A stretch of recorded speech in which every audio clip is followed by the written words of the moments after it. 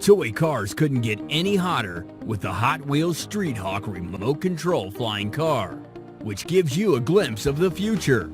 With its 2.4 GHz transmitter, dual 8mm electric motors, and dual propellers for maximum air power. How much is the Hot Wheels Street Hawk remote control flying car? This flying toy car has a selling price of $49.99. Now let's have a look at some of the main positive and negative aspects. Durable and light, the Street Hawk brings you 2-in-1 action.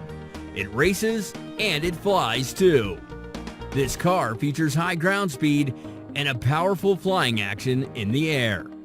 It can fly up to more than 200 feet, and the propellers can spin over 3,500 RPMs. This is one versatile toy that you wouldn't want to miss out on. Here's our conclusion.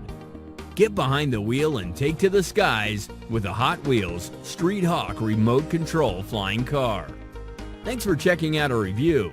To find out more about this product, click on the link below this video now.